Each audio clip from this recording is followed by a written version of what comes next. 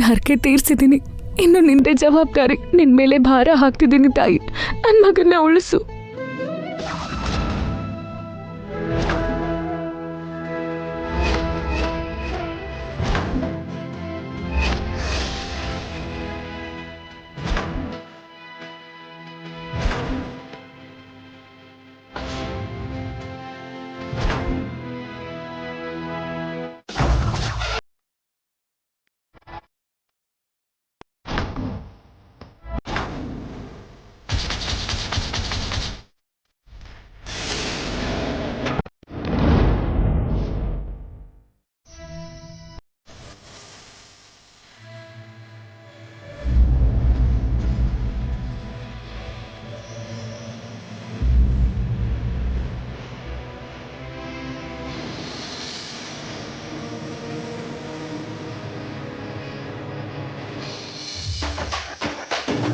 Rakhi,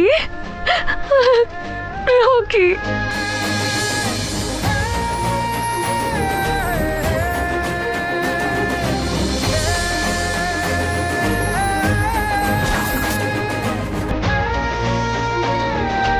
Rocky, Rocky, ಏನು ಅಂದ್ರೆ Rocky ಕಣ್ಬಿಟ್ಟಿದ್ದಾನೆ.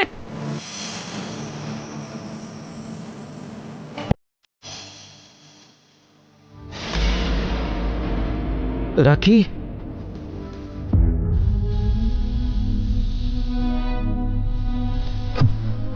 ರಾಕಿ,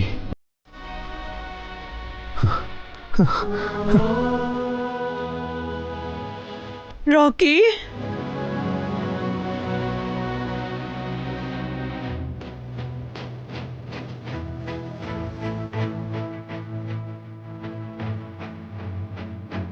ಡಾಕ್ಟರ್, ರಾಕಿಗೆ ಪ್ರಜ್ಞೆ ಬಂತು.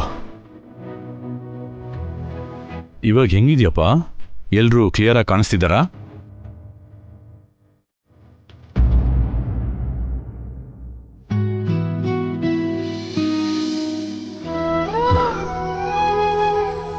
Congrat sir. Thank you doctor. ಹುಡುಗ ರೆಸ್ಪಾಂಡ್ ಮಾಡ್ತಿದ್ದಾನೆ. Really it's miracle. ದೇವ್ರೇ ನಿಮ್ಮ ಮಗನ್ನ ಕಾಪಾಡಿದ್ದಾನೆ.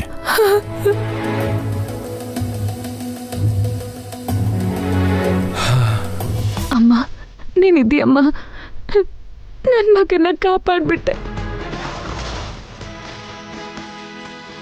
ಹುಡುಗಂಗೆ ಈಗ ತಾನೇ ಪ್ರಜ್ಞೆ ಬಂದಿದೆ. ಸ್ವಲ್ಪ ಹೊತ್ತು ರೆಸ್ಟ್ ತಗೊಳ್ಳಿ ಬಿಡಿ. ಇನ್ನೂ 1-2-3 ಟೆಸ್ಟ್ ಮಾಡಬೇಕು. ಹಾಗೆ ಇವತ್ತು ರಾತ್ರಿ ಅಬ್ಸರ್ವೇಷನಲ್ಲಿ ಇಡಬೇಕು. ಯಾವ ಪ್ರಾಬ್ಲಮ್ಮು ಇಲ್ಲ ಅಂದರೆ ನಾಳೆ ಬೆಳಿಗ್ಗೆ ಡಿಸ್ಚಾರ್ಜ್ ಮಾಡ್ತೀವಿ. Okay doctor, thank you so much. It's okay.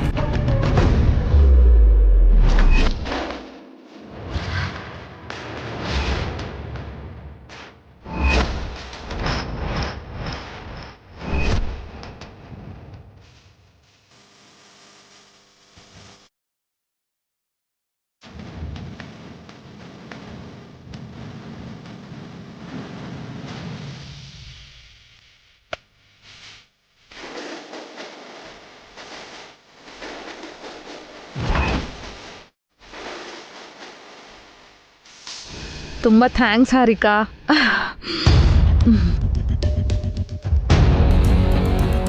ನೀನು ಕೊಟ್ಟಿದ್ದ ಪ್ಲ್ಯಾನ್ ಪರ್ಫೆಕ್ಟಾಗಿ ಕೆಲಸ ಮಾಡ್ತು. Thank you so much.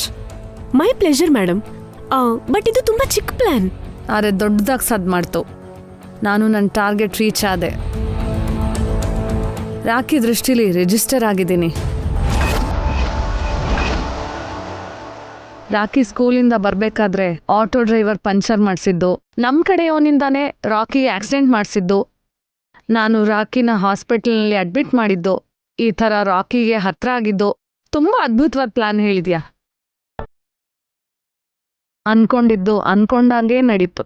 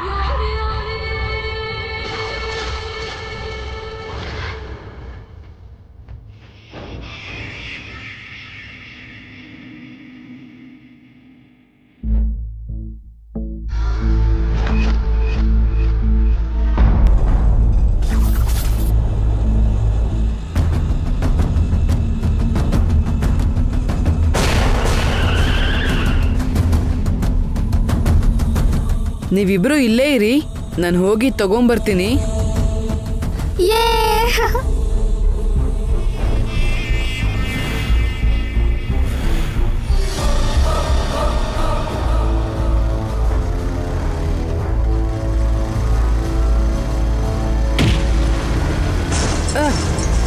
ಅಮ್ಮ, ಅಣ್ಣ,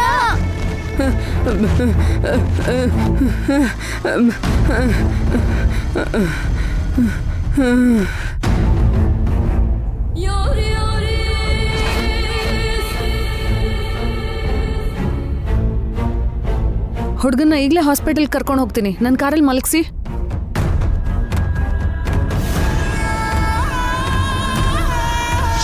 ಕೀಪ್ ಇಟ್ ಅಪ್ ಹಾರಿಕಾ.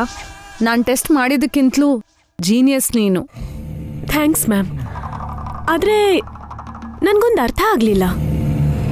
ನಾನು ರಾಕಿಗೆ ಯಾಕೆ ಹತ್ರ ಆಗಬೇಕು ಅಂತಿದ್ದೀನಿ ಅಂತನಾ? ಹೌದು, ಅಷ್ಟಕ್ಕೂ ಅವನಿಗೂ ನಿಮಗೂ ಏನು ಸಂಬಂಧ? ನನ್ನಿಂದ ಪ್ಲಾನ್ ಹೇಳಿಸ್ಕೊಂಡು ಬೇಕು ಅಂತ ರಾಕಿಗೆ ಆಕ್ಸಿಡೆಂಟ್ ಮಾಡಿಸಿ ಅವನಿಗೆ ಯಾಕೆ ಹತ್ರ ಆಗಬೇಕು ಅಂತಿದ್ದೀರಾ? ಅಷ್ಟಕ್ಕೂ ರಾಕಿ ನಿಮಗೇನಾಗಬೇಕು? ರಾಕಿ ನನ್ನ ಮಗ.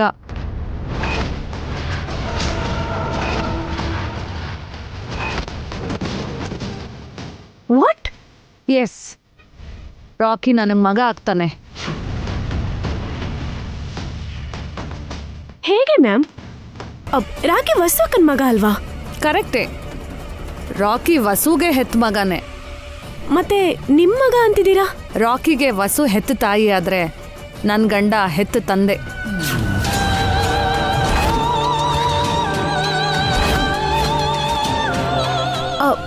ಅಂದ್ರೆ ನೀವು ವಸು ಸೌತಿ.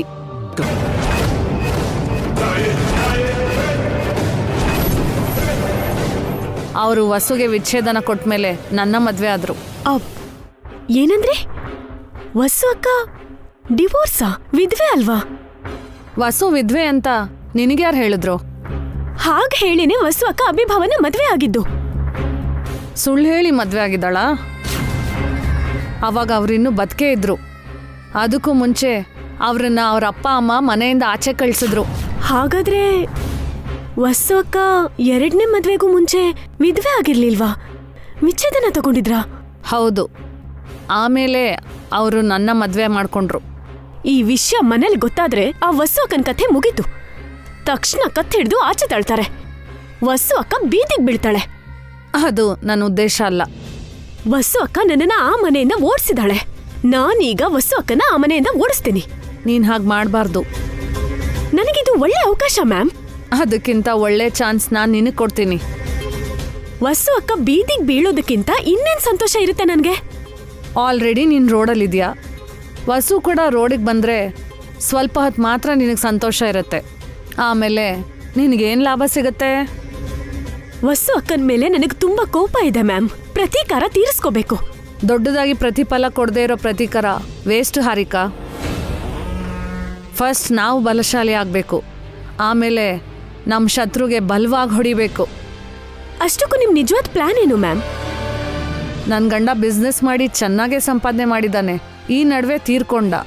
ಆ ಥರದಲ್ಲಿ ಈಗ ಆ ವಸು ಮೊದಲನೇ ಗಂಡ ಜೀವಂತವಾಗಿಲ್ಲ. ಈ ವಿಷಯ ಪಕ್ಕಕ್ಕಿಟ್ರೆ ಹೋಗಿರೋ ಗಂಡ ಆಸ್ತಿ ಪೂರ್ತಿ ರಾಕಿಗೆ ಬರ್ದಿದ್ದಾನೆ. ಅದ್ಯಾಕೆ ನಿಮಗ್ ಮಕ್ಕಳಿಲ್ವಾ?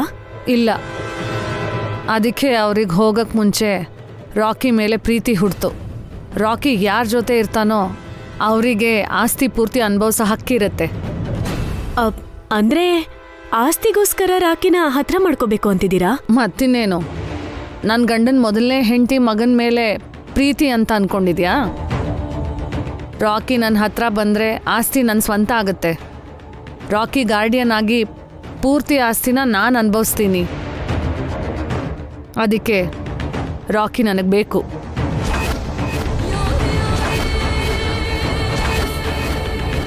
ರಾಕಿನ ನಿಮಗ್ ಕೊಡೋದಕ್ಕೆ ವಸ್ವಕ ಒಪ್ಕೋತಾಳ? ಅವನು ಪರ್ಮನೆಂಟಾಗಿ ನನ್ನ ಹತ್ರ ಇರೋ ಅವಶ್ಯಕತೆ ಇಲ್ಲ. ಮೈನಾರಿಟಿ ಮುಗಿದ ಮೇಲೆ ಪೂರ್ತಿ ಆಸ್ತಿನ ನನ್ನ ಹೆಸ್ರಿಗೆ ಬರ್ಸ್ಕೊಂಡು ಅವನನ್ನು ಅವ್ರ ಅಮ್ಮನ ಹತ್ರನೇ ವಾಪಸ್ ಕಳಿಸ್ಬಿಡ್ತೀನಿ. ಪ್ಲಾನ್ ಚೆನ್ನಾಗೇ ಇದೆ ಮ್ಯಾಮ್. ಮತ್ತೆ ಇದ್ರಲ್ಲಿ ನನಗೇನು ಲಾಭ? ಆಸ್ತಿಲಿ 2% ನಿನಗೆ ಕೊಡ್ತೀನಿ. 2%? ನಿನ್ನ ಲೈಫ್ ಸೆಟ್ಲ್ ಆಗೋಕ್ಕೆ ಅಷ್ಟು ಸಾಕು. ಓಕೆ ಮ್ಯಾಮ್, ಇನ್ಮುಂದೆ ನಾನು ನಿಮ್ಮ ಜೊತೆನೇ ಇರ್ತೀನಿ. ಅದೇನಂದ್ರೆ ಇದೆಲ್ಲ ನಮ್ಮ ಪ್ಲಾನ್ ಅಂತ ವಸ್ಸು ಅಕ್ಕಂಗೆ ಅಭಿಭಾವಂಗೆ ಗೊತ್ತಾಗಬಾರ್ದು. ಅವ್ರ ಹತ್ರ ಸ್ವಲ್ಪ ಹುಷಾರಾಗಿರ್ಬೇಕು. ನನ್ನ ಪ್ಲ್ಯಾನ್ ಹಾಳು ಮಾಡೋಕ್ಕೆ ಯಾರಿಂದಲೂ ಸಾಧ್ಯ ಇಲ್ಲ. ಅವರಿಂದ ಆಗುತ್ತೆ. ಅನುಮಾನ ಬಂದರೆ ನಮ್ಮಿಬ್ಬರ ಲೆಕ್ಕನೂ ಚುಕ್ತ ಮಾಡ್ತಾರೆ. ಅವರಿಂದ ನಾನು ತುಂಬ ಸಲ ಏಟ್ ತಿಂದಿದ್ದೀನಿ ಮ್ಯಾಮ್. ಈಗ ನಾನು ನಿನ್ನ ಜೊತೆ ಸೇರಿದ್ದೀನಲ್ಲ, ನಾವೇ ಅವರಿಗೆ ಸಾವಿನ ಏಟ್ ಕೊಡೋಣ.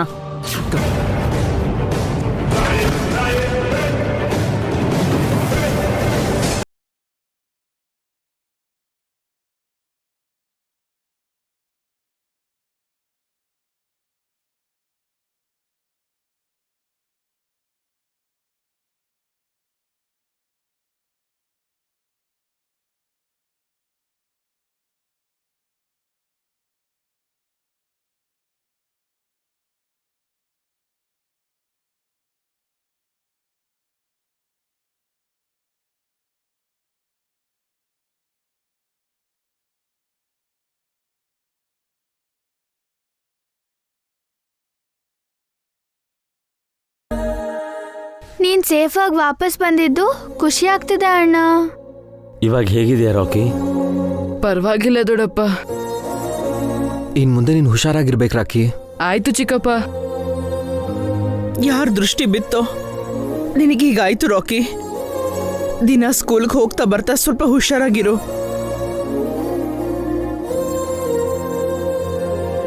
ಸರಿ ಅಜ್ಜಿ, ನಾನು ಇನ್ಮೇಲೆ ಹುಷಾರಾಗಿರ್ತೀನಿ. ತಂಗೀರ್ನ ಕೂಡ ಹುಷಾರಾಗಿ ನೋಡ್ಕೋತೀನಿ. ನಿನ್ ಗಾಯ ವಾಸಿ ಆಗೋ ತನಕ ದಿನ ನಾನು ನಿಂಗೆ ಡ್ರೆಸ್ಸಿಂಗ್ ಮಾಡ್ತೀನಿ. ಥ್ಯಾಂಕ್ ಯು ಚಿಕ್ಕಮ್ಮ.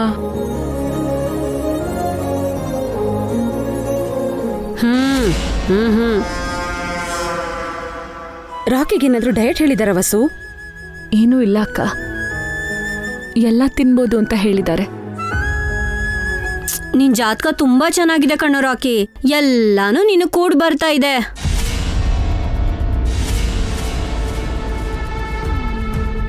ಇವಳು ಯಾಕಿನ್ನೂ ಬಾಯಿ ಬಿಟ್ಟಿಲ್ಲ ಅಂತ ಅನ್ಕೋತಿದ್ದೆ. ಕೊಳಕ್ ಮುಂಡೆದು ಬಾಯಿ ಬಿಡ್ತು. ಅದೃಷ್ಟ ಅಂದ್ರೆ ನಿನ್ ಥರ ನಿಮ್ಮಮ್ಮನ್ ಥರ ಇರ್ಬೇಕು. ದೇವ್ರು ನಿಮ್ಮಿಬ್ರಿಗೂ ಒಳ್ಳೇದೇ ಬರ್ದಿದ್ದಾನೆ.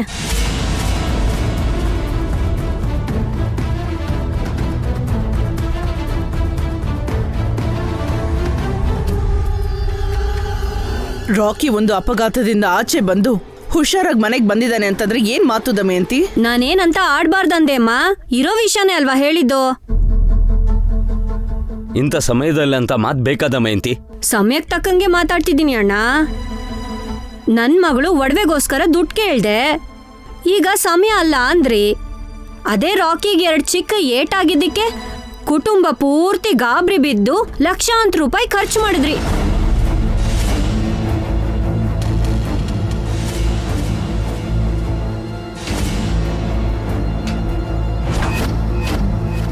ಟ್ರೀಟ್ಮೆಂಟ್ಗೋಸ್ಕರ ಅಲ್ವೇನಕ್ಕ ಖರ್ಚು ಮಾಡಿದ್ದು?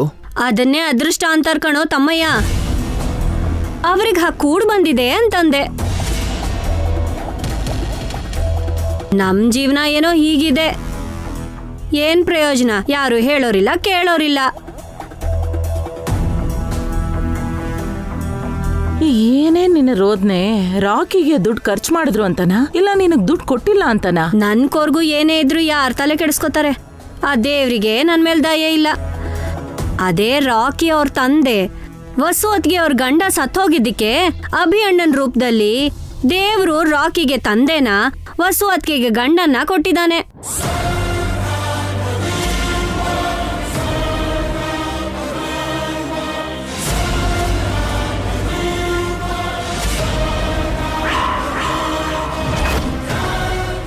ಮಾತಾಡಿದ್ ಸಾಕು, ಇನ್ ನಿಲ್ಸು. ನಿಜ ಅಲ್ವೇ ನಮ್ಮನ್ನ ಹೇಳ್ತಿರೋದು? ವಸು ಅತ್ಗೆ ಮೊದಲನೇ ಗಂಡ ಬದುಕಿದ್ದಿದ್ರೆ ಅವ್ರಿಗಿಂತ ವೈಭೋಗ ಸಿಕ್ತಿತ್ತಾ? ಇಷ್ಟು ಸುಖವಾಗಿ ಸಂತೋಷವಾಗಿರ್ತಿದ್ರಾ? ಅವ್ರು ತೀರ್ ಹೋದ್ರು, ಇವ್ರ ದರಿದ್ರನೂ ತೀರ್ತು.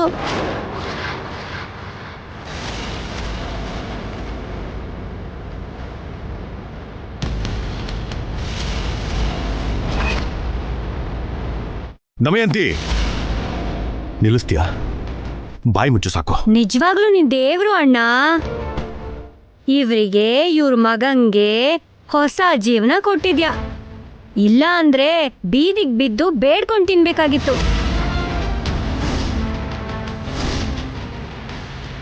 ನನಗನ್ಸುತ್ತೆ ವಸು ಅತ್ತಿಗೆ ಅವ್ರ ಮೊದಲನೇ ಗಂಡ ಸತ್ತಾಗ ಸ್ವಲ್ಪ ಹತ್ತಿರ್ತಾಳೆ ಅನ್ಸುತ್ತೆ. ಈಗ ದಿನಾಲೂ ಖುಷಿ ಪಡ್ತಾ ಇದ್ದಾಳೆ. ಆ ಗಂಡ ಸಾಯ್ದೇ ಇದ್ದಿದ್ರೆ ಈ ಗಂಡ ಸಿಗ್ತಾ ಇರ್ಲಿಲ್ಲ. ನಾಳೆ ಅಣ್ಣ ಹೋದ್ರೆ ಇನ್ನೊಬ್ಬ ಗಂಡ.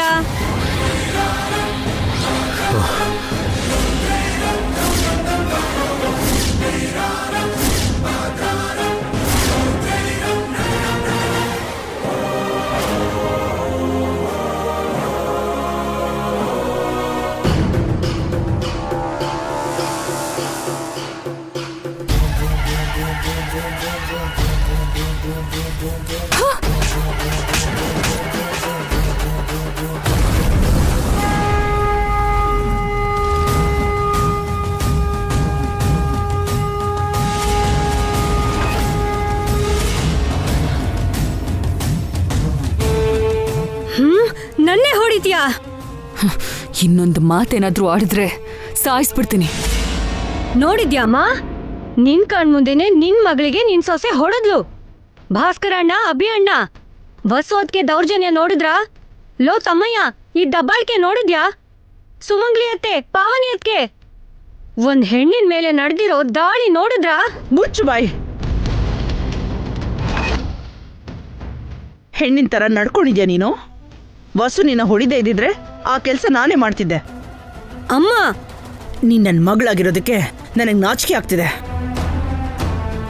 ವಸು ಬಗ್ಗೆ ಎಂತ ಮಾತು ಹೇಳ್ದೆ ದಮಯಂತಿ? ಹೇಳಕ್ ಮುಂಚೆ ಯೋಚನೆ ಮಾಡ್ಬೇಕಲ್ವಾ? ಈ ಮನೆ ಮಗಳಾಗಿದ್ದ ಮಾತ್ರಕ್ಕೆ ಹಾಗೆ ಹೇಳೋ ಹಕ್ಕಿದೆಯಾ ನಿಂಗೆ?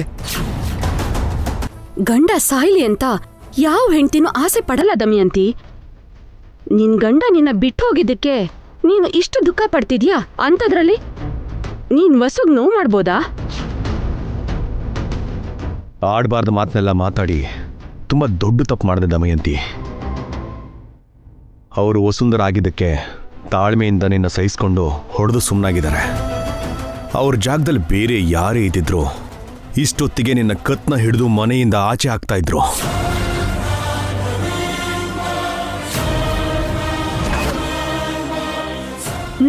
ನನ್ನ ಆಚೆ ಹಾಕ್ತೀರಾ ಅಣ್ಣ?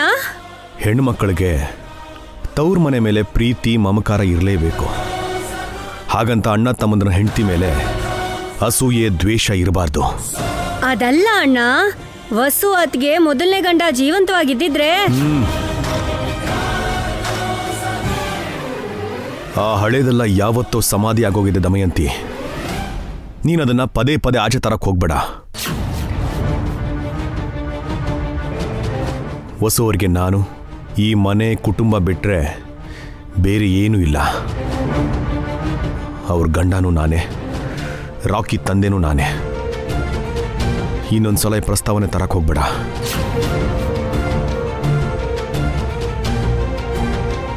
ಎಲ್ಲ ಹೆಣ್ಮಕ್ಳ ಥರ ವಸು ಅವ್ರಿಗೆ ಅದೃಷ್ಟ ಕೂಡ ಬರಲಿಲ್ಲ. ಆದರೆ ವಸು ಅವರಿಂದಲೇ ಈ ಇಡೀ ಕುಟುಂಬ ಜೊತೆಗಿರೋದು.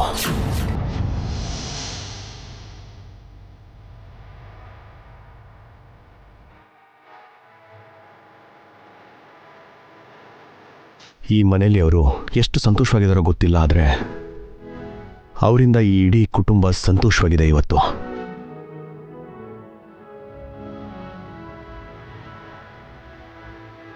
ನಿನಗೆ ಪದೇ ಪದೇ ಹೇಳ್ತಾನೆ ಇದ್ದೀನಿ, ಇನ್ನೊಂದು ಸರಿ ಇದೇನಾದರೂ ರಿಪೀಟ್ ಆದರೆ ಚೆನ್ನಾಗಿರಲ್ಲ.